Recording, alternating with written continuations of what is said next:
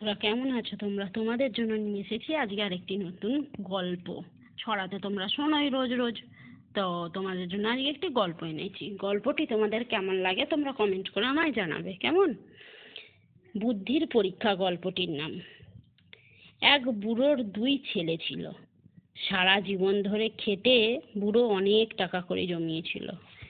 বয়স হয়ে গেছে দেখে বুড়ো ঠিক করলো যে তার ছেলে দুজনের মধ্যে যে বেশি উপযুক্ত হয়েছে তার হাতে টাকা কড়ির ভার দিয়ে যাবে সে। এই বিষয়ে পরীক্ষা করবার জন্য একদিন বুড়ো তার রোগশয্যার পাশে দুই ছেলেকে ডাকে এবং বলে, দেখো, তোমাদের দুজনকে একটি একটি করে 2টি পয়সা দিচ্ছি। 1 পয়সা দিয়ে তোমরা তোমাদের এমন জিনিস কিনে আনবে যাতে আমার এই ঘরটা ভরে যাবে। যে তা পারবে তাকেই আমার সমস্ত সম্পত্তির ভার দিয়ে যাব। একটি করে পয়সা নিয়ে দু ভাই তো বাজারে বেরোলো। কিছুক্ষণ পর অনেক ভেবেচিন্তে বড় ভাই 1 পয়সার খড় কিনে ঘরে নিয়ে এলো।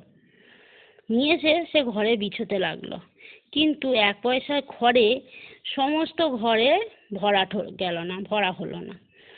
তো তার কিছুক্ষণ পরে ছোট ভাই এলো 1 পয়সা দিয়ে একটি মোমবাতি কিনে নিয়ে। ঘরে এসে মোমবাতি জ্বালিয়ে দিতেই তার আলোয় ঘরের সমস্তটা ভরে গেল। তাহলে এখানে কি বোঝা গেল? সে যে খড় নিয়ে এলো, সেই খড়েতে কিন্তু ঘরটা ভরলো না, কিন্তু একটা মোমবাতি জ্বালতে ঘরটা পুরো আলোয় আলো হয়ে গেল, আলোয় ভরে গেল। তখন বুড়ো সন্তুষ্ট হয়ে ছোট ছেলেকেই বলল, তোমাকেই সব দায়ভার আমি দিয়ে গেলাম, সমস্ত সম্পত্তি সমস্ত কিছুর ভার তোমার ওপরেই রইল। সে তার ছোট ছেলেকে খুশি হয়ে সব দিয়ে গেল। তাহলে এখানে তোমরা বলো, কার বুদ্ধি বেশি কাজে লাগলো? তোমরা কমেন্ট করে আমায় জানাবে।